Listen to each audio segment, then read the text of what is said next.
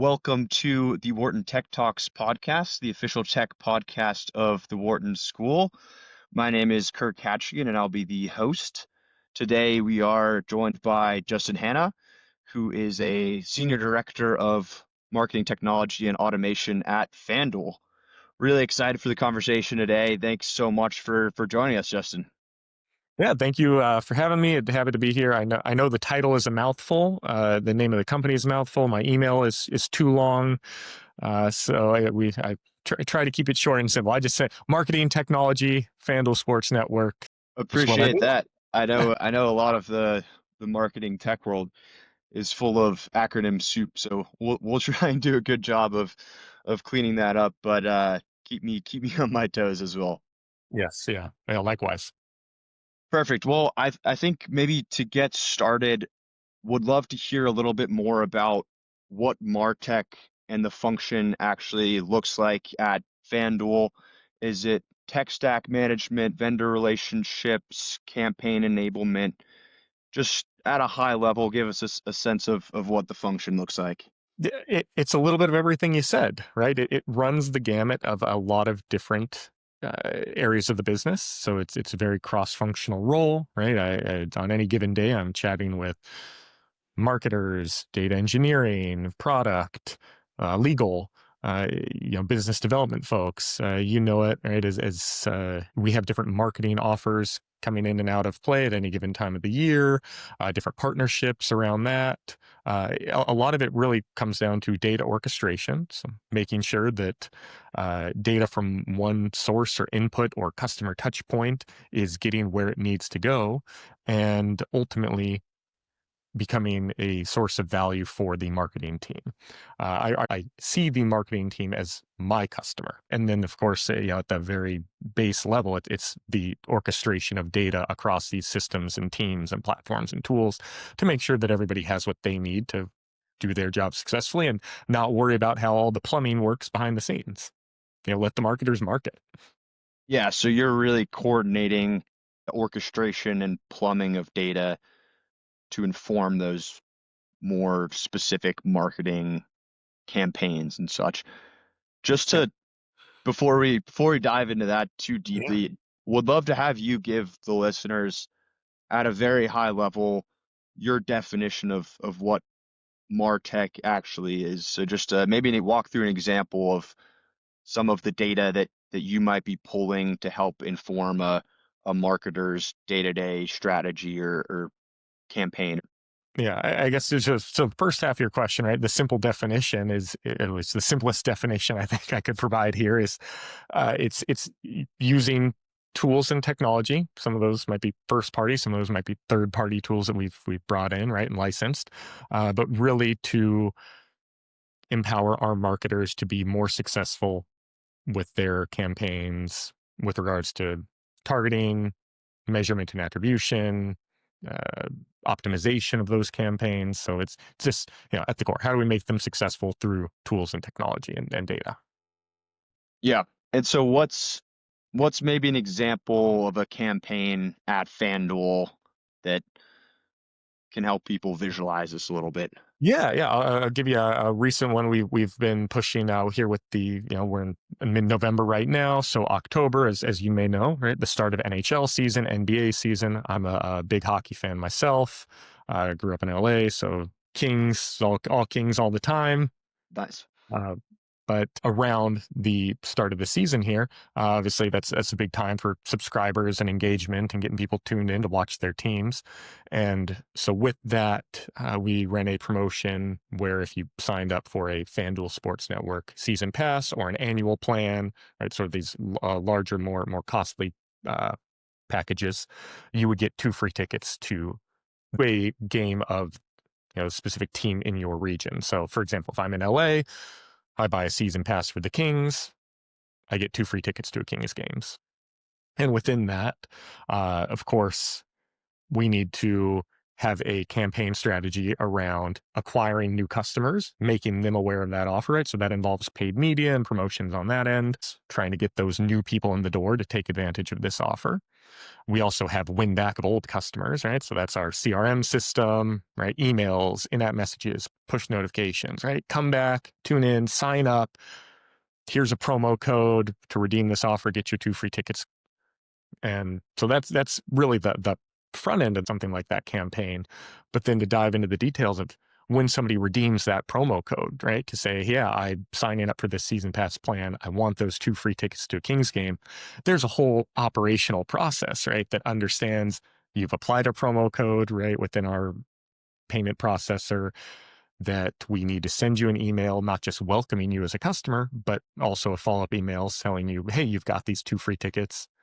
How do we ensure that you, Kirk, get a set of tickets that's different than a set of tickets I might get, that's different than a set of tickets somebody else might get, right? And so we have tools and software and logic baked into the process. Really, the goal, right, is to avoid redundancies and make sure that you get the tickets you want.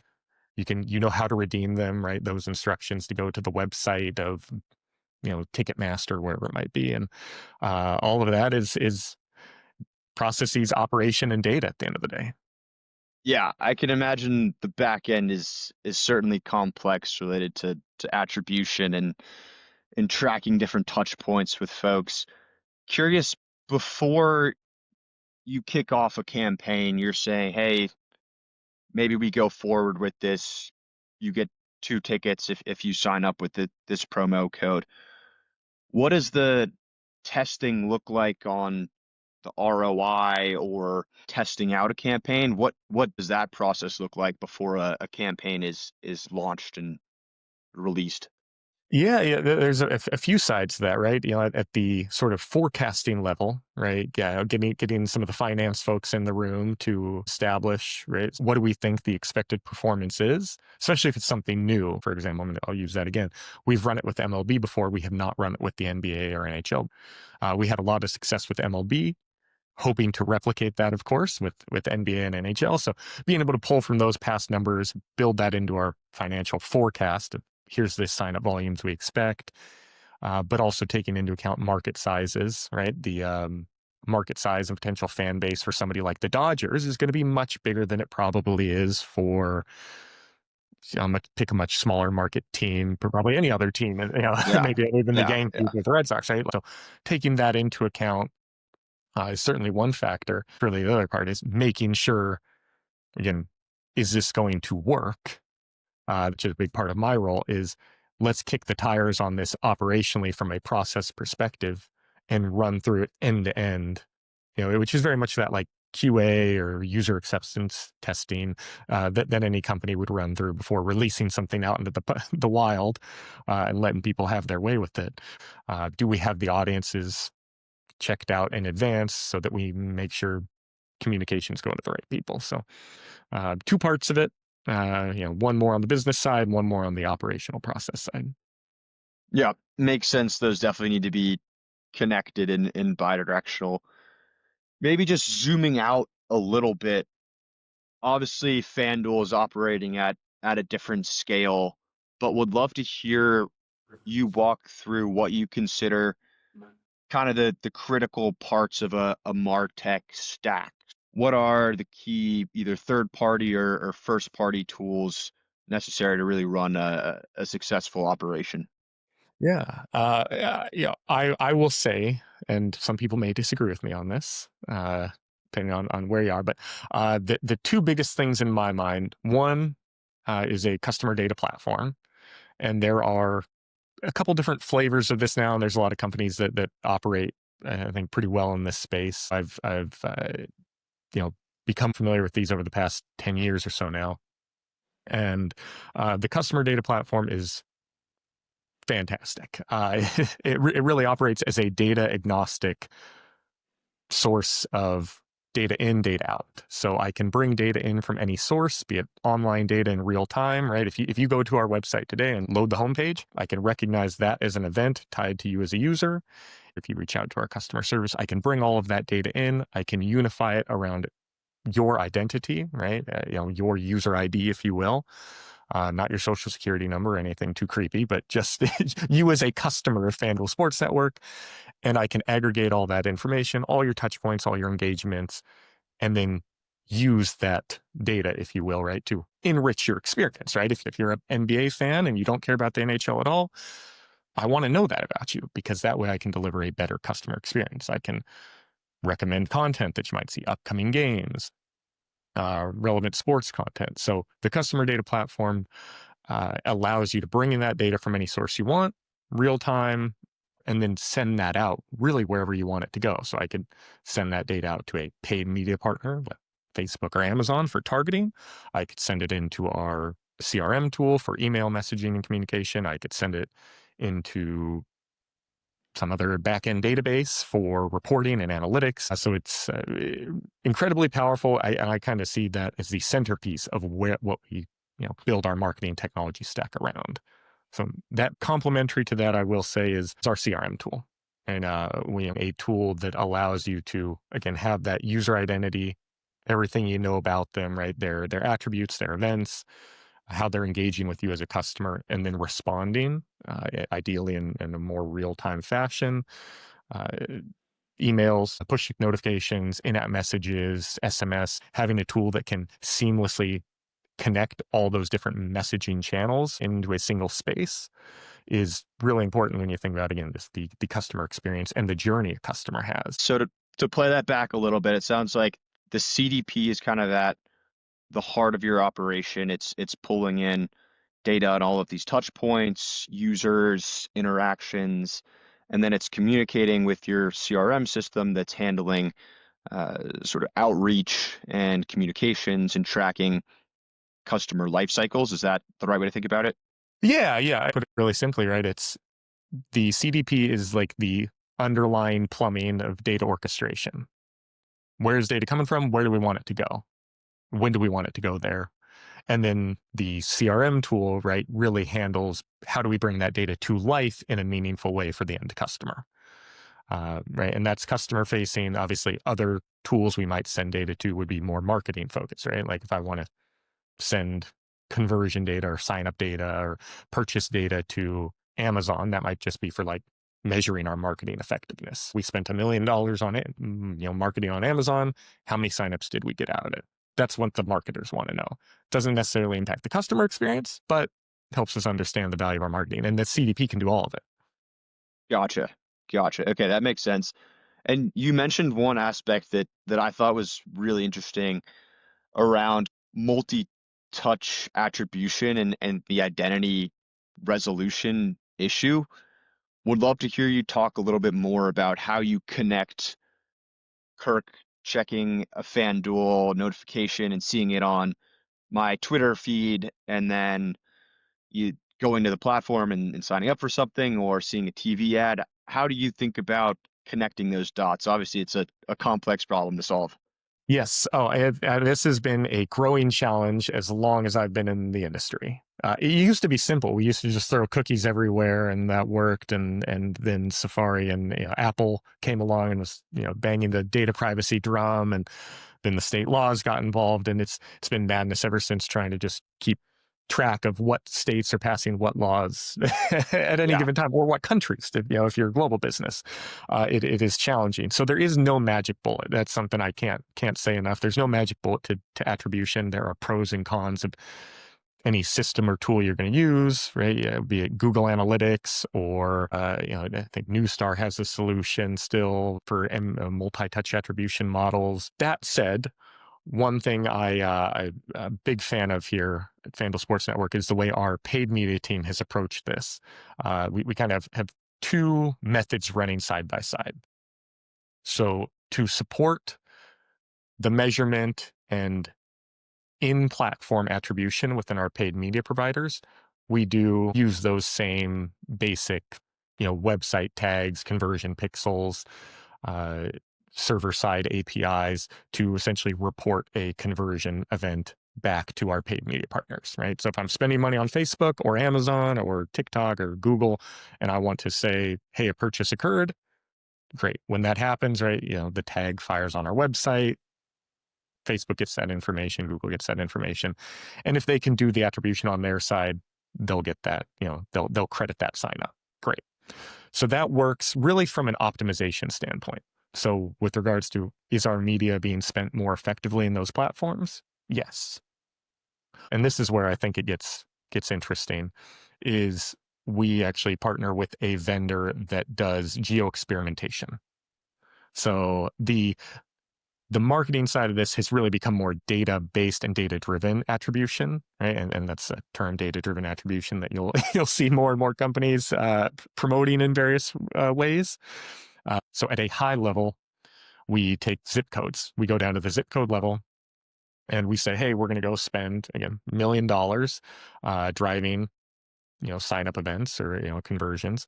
And we want to target users in, let's just say, California. So let's take all the zip codes in California and let's break them out evenly. So accounting for things like household income, demographics, age, household size, various factors, split these zip codes into more or less equal groups, right? Sort of randomly separated groups, and then spend money in half of those zip codes and hold out the other half. And so we use that control group that we're not spending money in as sort of our baseline reference to determine, is there any statistical lift in the zip codes we are spending money in? And so we run these geo-level experiments at a much larger level, right? Very interesting. So you're essentially running an A/B experiment or something of sorts, saying, hey, Basically, let's yeah. hold out these zip codes, run a promotion, test the ROI, see if we're getting more signups or returns from the zip codes we're running the experiment in, and then maybe roll it out full time after that. Yep. Very cool. It's constantly testing and learning. Yeah. It's part of the name of the game now. It's test and learn, iterate, and go from there. Did want to follow up on a couple of things you said there that I found really interesting. I think first, would love if you could give a little bit of a layman walkthrough on kind of how some of the tags in pixels work. It's definitely a bit technical, but if you could give people a little bit of a sense of what's going on with the tags in pixels, I think that would be cool. Yeah. So right, this can get technical very quickly, depending on how deep into the weeds you want to go. But I imagine most people are familiar with cookies at this point, and not the kind you eat, but they do make for a great example of cookies. The tags, pixels, basically any website you go to at this point, right? If you have a ad blocker or any number of extensions, or you know how to use the developer tools, you can see these tags firing, right? These are third-party pieces of code that live on a website, right? And again, you could go to, if you go to FanDuelSportsNetwork.com, go to any e-commerce site you ever buy a product from, you'll find these codes, find these tags and pixels there. And pixels, tags, kind of synonymous, mean the same thing. I'll use tags. Visually, you don't see anything, right? As is just a customer browsing the website. But if you know where to look in the developer tools and you want to get really technical, you can see all this stuff happening and what calls are being made, what data is being sent.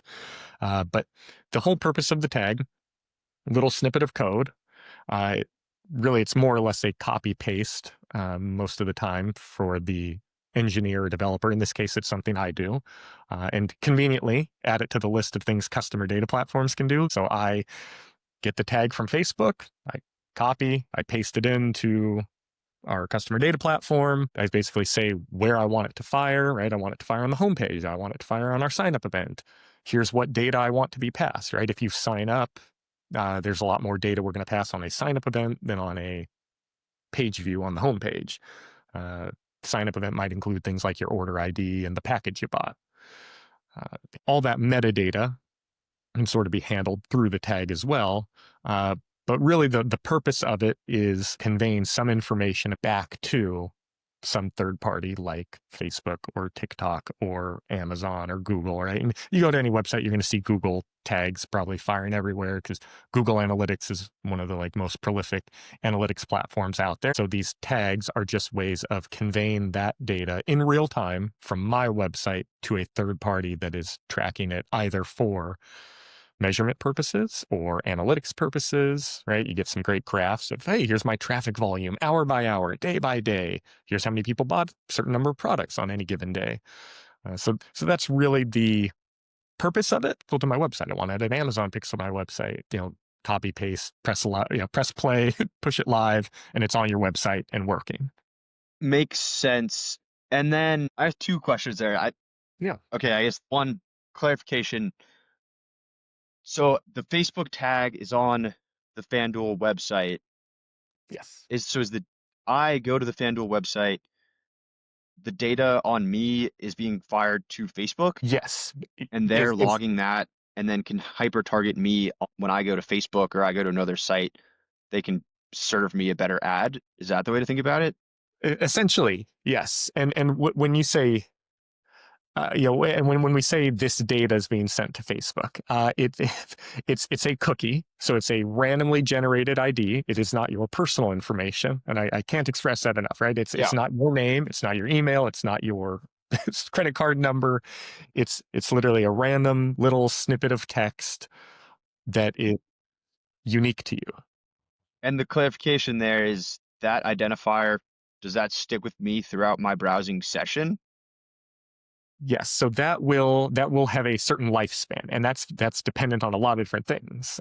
It's largely dependent on your browser and the device you're on. For example, if you're on a Safari device, cookies have a much shorter lifespan than on, say, Google Chrome or Microsoft Edge. But that lifespan of the cookie, a lot of them are 30 days.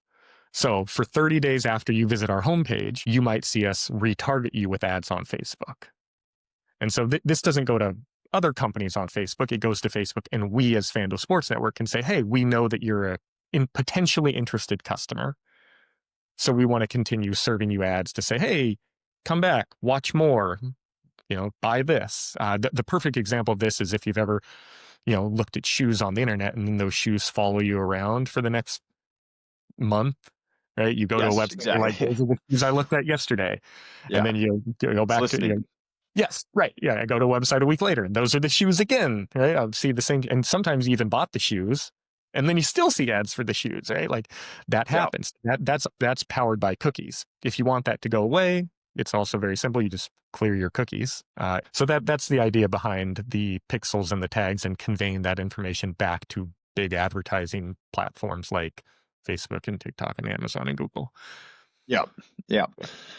I'll take us out of the cookie rabbit hole. I'm sorry, I got excited there, but yeah. And if I may add one thing actually, that I think might be relevant, because given the limitations around cookies and that they're easily deleted and removed and whatnot, one area that a lot of companies, especially the bigger advertising companies, have moved towards is, instead of operating on just cookies and tags on websites, is they now have what are called like server-side APIs, where instead of using a cookie and a tag on a website, you can actually call that vendor or call that platform. So I can call Facebook directly at their API, kind of take it away from the technical. I can have our server on our side connection. Yeah. Basically tell Facebook directly, like, hey, this user had a visit to our homepage. And again, it's not as helpful from that like targeting perspective of like, oh, I want to follow you around and show you the same pair of shoes for 30 days. Yeah, I was going to say, what information is typically served through the API connection? Yeah, so it can be something like a cookie ID. So from that tag, if you run the tag and the API side by side, you can pass the same information both. But you can also pass things like a mobile device ID. So if if you're on an iPhone or an Android, you have a unique device ID. You can pass a hashed email address if you have that. So it's sort of an obfuscated email address. Right? Like, you can take your email, you can apply a hash to it, which basically makes it look like a long string of random numbers and letters, but it's a ID that's unique to you. So you can pass that back to these platforms like Facebook or Amazon or Google. And basically, a common use case is like, we want to suppress them from targeting, right? I don't want to market to them anymore because they already know about me. Gotcha. Like that's a very common one. Like we do this all the time. Like if you go on your iPhone, right, or an Android device and you buy our product, well, I don't want to market to you anymore. So I'm going to tell Facebook, hey, don't market to this device ID. Right. I've already signed up. Doesn't make sense to keep burning calories on Yeah. those users. Yeah. And so you can do that without pixels and cookies and tags on your website just by going through these APIs that allow you to convey messages and convey information directly to those end platforms. Right. And obviously related, the idea of first party data getting more valuable has been a huge trend. Would love to hear your perspectives on, I know people call them walled gardens, how that's changed the way you think about marketing and connecting data. Yeah. Two sides of that. One, data is a currency. That's one thing I come back to, especially for the layman everyday person out there, right? If you're not working in this space and seeing how the plumbing works behind the scenes, it's as an end consumer, you have to understand your data is a currency, right? It has a value, and that is why so many of these platforms are free. That's the currency of exchange that you make when you use TikTok for free, or Facebook for free, or Google search engine for free. These are services. They cost money to run and operate for those businesses. How do we pay for them? We pay for them with our data. And I think that's lost on a lot of people when they think about data privacy. It's kind of a double-edged sword. Like we all want free products and free services. Well, they're not truly free, right? You're either, if you're not paying for them with your hard-earned cash, you're probably paying for them with data. And then the walled gardens, that term, which I think is really apt. You have your Amazons, your Facebooks, your Googles. You have that next tier of TikTok and Snapchat and Pinterest and X or Twitter, right? Like, which are big, maybe not as big as some of the other players, but everybody wants to build their own walled garden, right? They all want the size and scale to say, hey, this is our unique ID. We want people to play by our rules, and we want you to send us all the data you possibly can so we can essentially build these giant unified customer data graphs, right? Of all the people that interact with us, how they interact with us, what they're doing, what they're interested in. And that's really been a point of consolidation over the years. Like it's as long as I've been in this industry since 2013, it's seen the consolidation into these walled gardens because their size and scale and efficiency is it's unmatched. It's something you can't really get as an independent player, and it's been harder for those independent players to carve out a niche space Yeah. where they can compete against Facebook or Amazon. Uh, And and as someone who's dealing with these walled gardens of data, what does the level of visibility and complexity look like when you're dealing with each of them? Is it you can get full access to sort of ROI and specific segmentations of how successful your campaigns were on their platforms, or kind of what does that look like and how has that been changing? It's it's changed a lot over the years. Data used to be a bit more freely available prior to a lot of the laws around user level data being shared and permissioned and whatnot. Once upon a time, we used to get like log level data back from Uh, Google. And it was, I mean, just gigabytes and gigabytes of data, right? yeah, for Massive sure. amount. And again, no PII in there necessarily, or personally identifiable information. To use the acronym PII. But things have changed. Now you end up a lot. It's aggregate metrics. You get the big numbers of how are things performing, how big is my audience, but you've really lost that user level granularity. And it's obviously, I think it's for the best, right? Data privacy being one thing, state abiding by state laws, certainly important. But then, these big platforms, they don't want to put themselves in the crosshairs of major lawsuits. Billions and billions of dollars at stake, and a lot of customer information out there. And we've all heard, these platforms being sued on and off over the years for various violations or potential violations. So to that end, aggregate data is kind of what's left. Clean rooms are a term that's been continue to be thrown around the last few years and growing in popularity of trying to find a way to use user level data in such a way that is still compliant with privacy regulations. It's better than just getting like a single number of like, you got 586 signups. Right? Can you tell me a little more about those 586 signups beyond just 586? Like if I want to dive a little bit deeper, clean rooms or a space where that's become a solution for two parties to share a bit more data in greater detail, but within privacy compliant ways.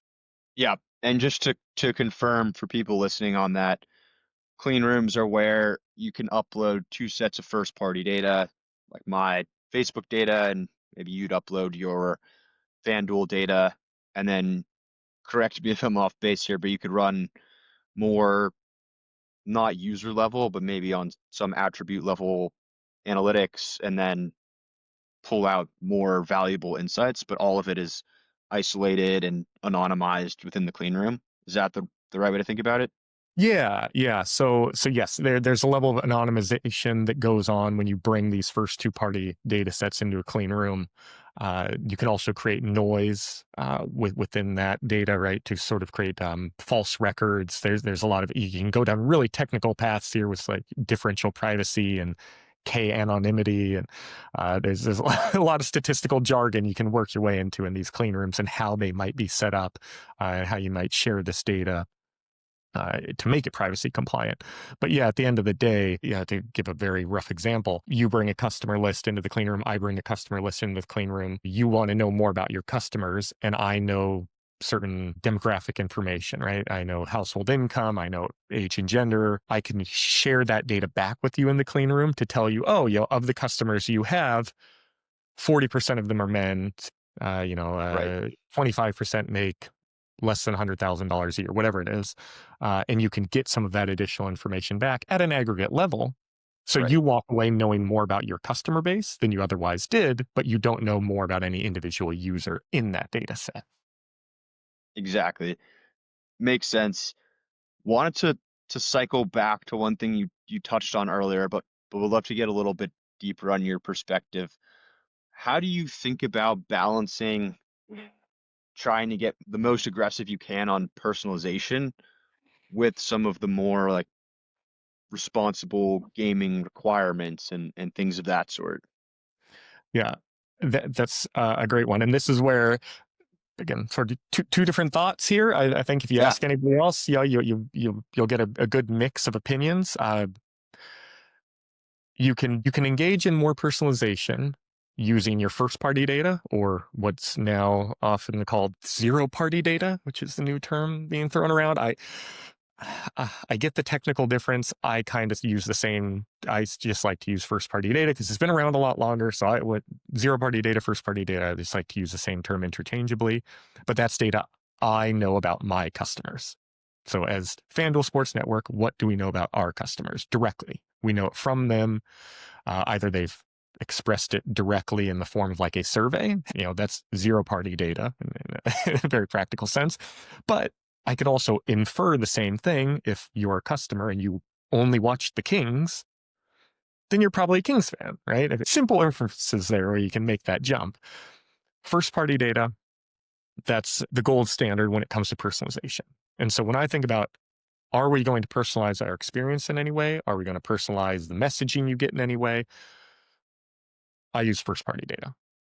That's where my thoughts start and stop. Right? That's the beginning and the end. We should only be using first party data. Now there's a world out there, and you may talk to somebody different that says, hey, let's go get third party data.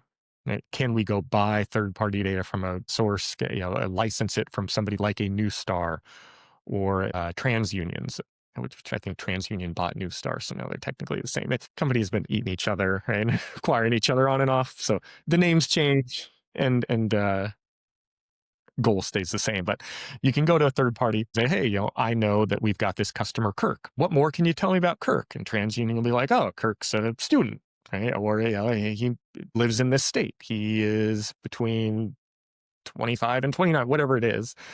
They'll tell you this information, and now I could use that in theory to personalize my communications, right? I've seen issues firsthand in third-party data sets where I don't trust them with the same uh, degree of fidelity as I used to. And in perfect example is even back when I was at Hulu, I remember we were getting data from an unnamed source. I won't name names here, but it's third-party data. Yep.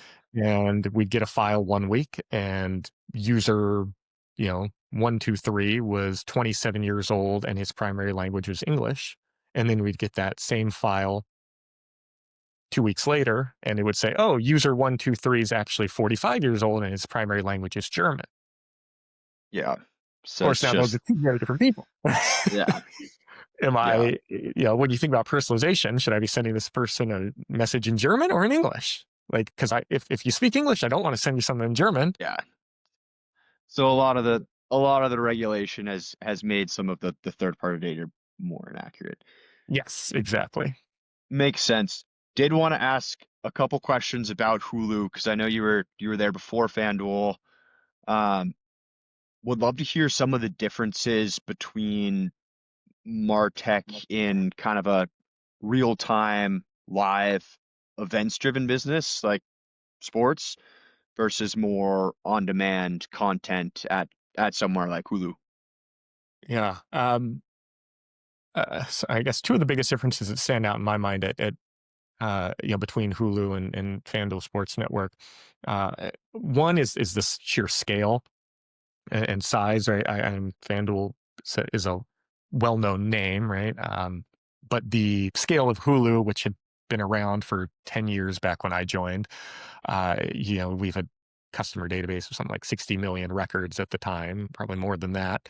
But the volume of data was just expansive. So how we as marketers, but then also in the specific realm of marketing technology, how do we account for tools that scale Right. to that size, right? That flexibility and elasticity of products to scale to the size and demands of what amount to, again, tens of millions of records, but billions of events, hundreds of billions of events, right? People watching content day and night, all year round. What are they watching? How much are they consuming?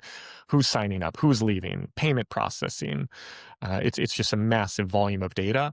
And then as we got ingrained into certainly the larger Disney universe, and Disney being absolutely massive, I was there for the launch of Disney Plus, the merging of Hulu into the larger Disney business entity, and the coordination of data across business units within Disney. The scale was massive, just wild to see who needed what data where from what parts of the business. How did you get it there? How did you comply with the laws? That was certainly one difference from a very practical level. But at a more business level, when you think about the outward marketing, is just the seasonality of it, the seasonality of sports, right? Working around MLB, NBA, and NHL, which are the three main sports that we carry. Our big seasonality is really the start of an MLB season, right? And end of March, early April, and then October for NBA, NHL. We don't really have the same concept of like a Black Friday or a holiday time promotional push, right? I've been in e-commerce too, and like I always hated work at Thanksgiving. Like Thanksgiving I looked forward to that week the least all year. It's like I dreaded Thanksgiving because it was just madness at work. It was like I wouldn't sleep for 4 to 8 hours. Uh, it's It's brutal. tough. But now in the sports space, it's like Can get your turkey now.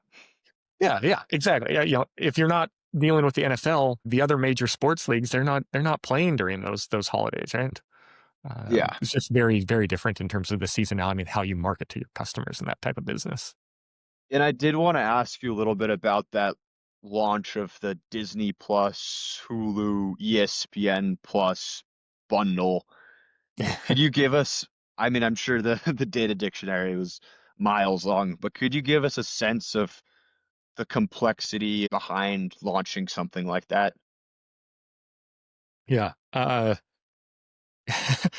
Complex. I mean, it was, I will say, when they launched Disney Plus, we immediately led with that bundle offer of, you can get all three together for whatever, one low price. We had three different teams that were responsible for we had Hulu based out of Santa Monica in LA. That's where I was. We had the Disney Plus team was based out of New York. I think ESPN was still based out of Connecticut at the time for what was ESPN Plus, which I think is now ESPN Unlimited, or again, names keep changing.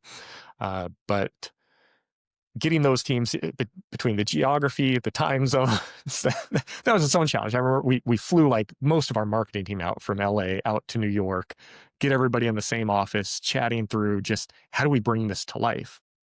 But then account for the fact that like Disney was distributed globally, whereas Hulu was locked into the US geographically.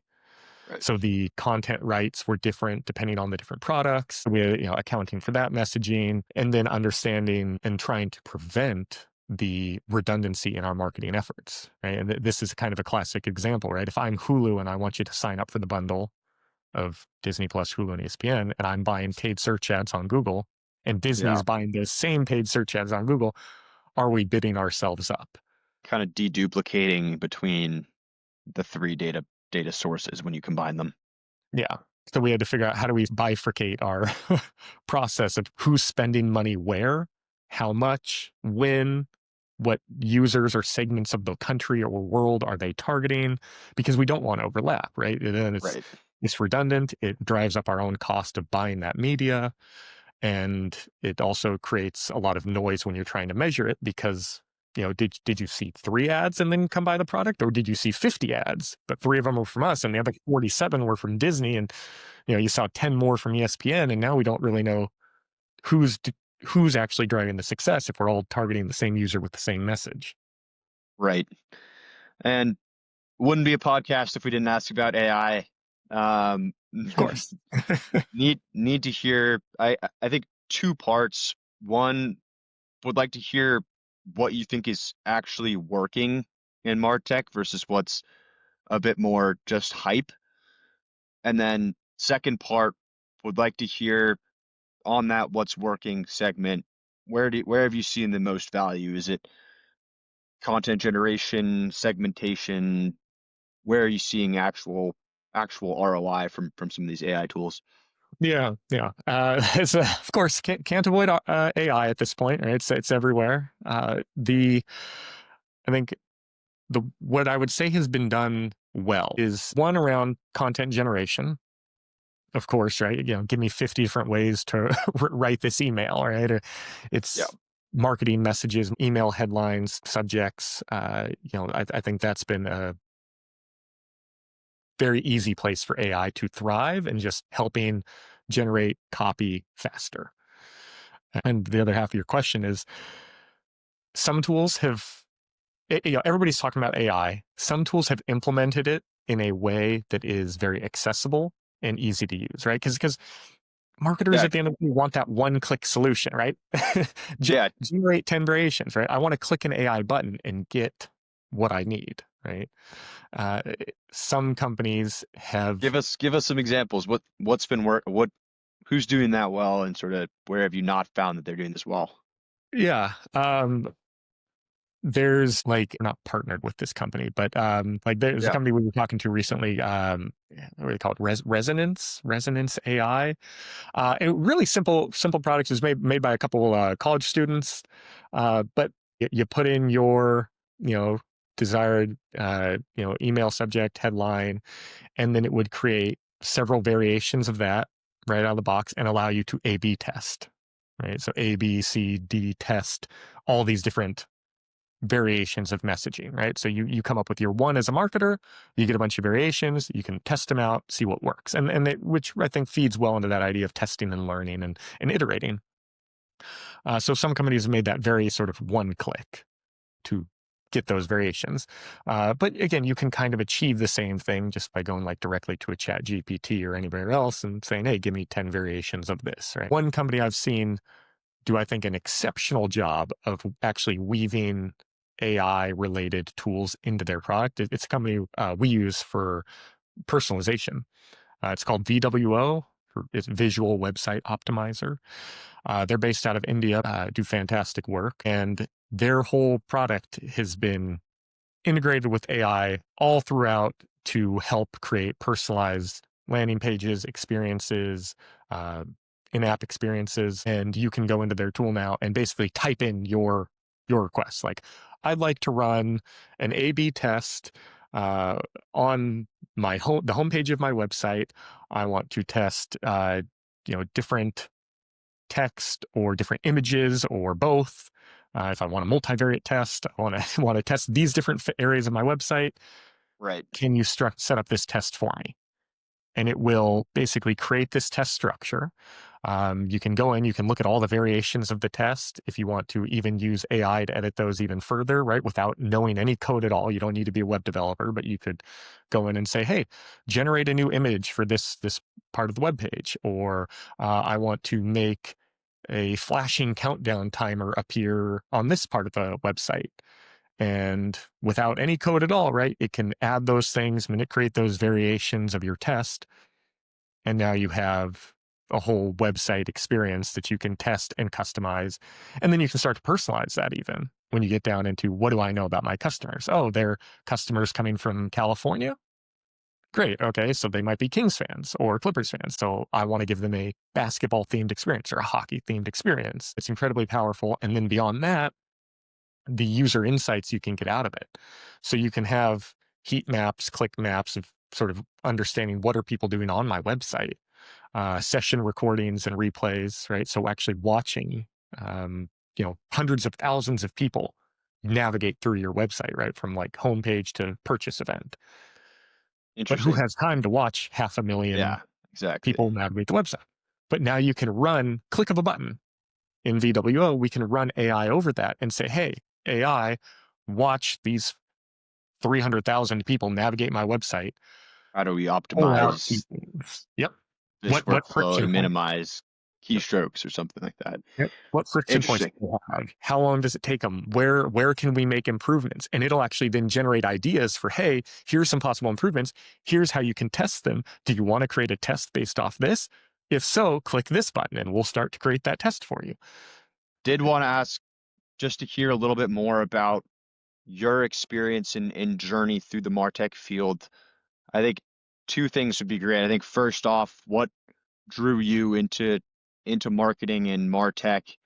And then second, any advice for people interested in the space?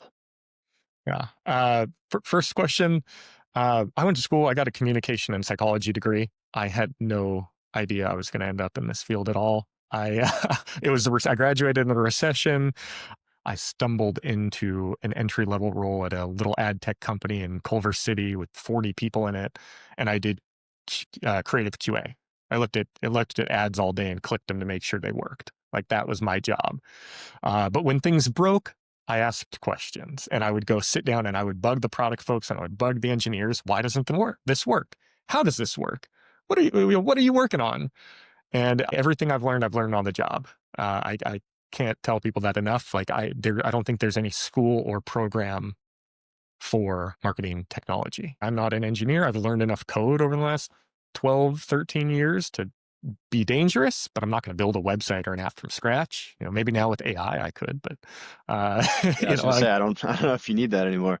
right, I probably don't. But so maybe it's best I never dedicated my time learning that. But I have just found that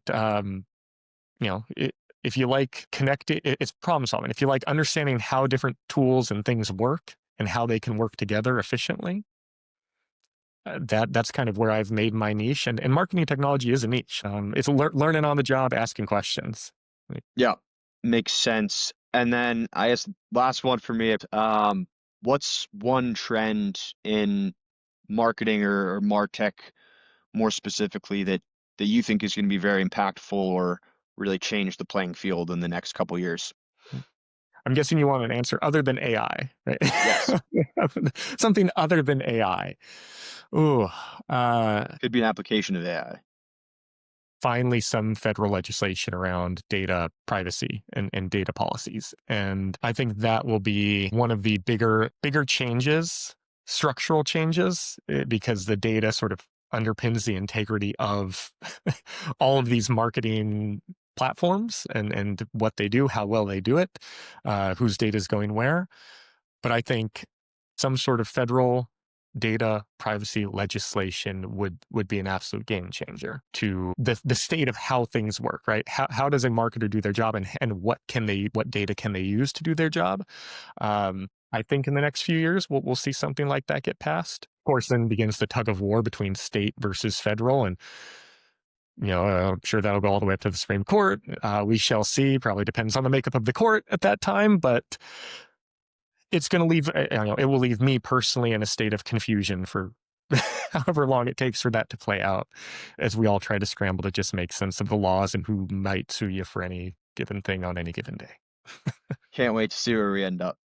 Well, thanks so much for your time today, Justin. This was great. Learned a lot. Great conversation. Really excited about the space. You can give us a follow at Wharton Tech Club on Instagram and LinkedIn. Thank you so much for the conversation. Looking forward to the next one. Yeah, thank you again for having me. And of course, if there's anybody listening that would like to reach out and to connect, obviously you can find me on LinkedIn. And always happy to chat marketing technology. For anybody that's interested in getting into the field, I'm happy to just share more about what that process can look like. Thank you for joining us today, Justin. Great conversation. Thanks again. Take care.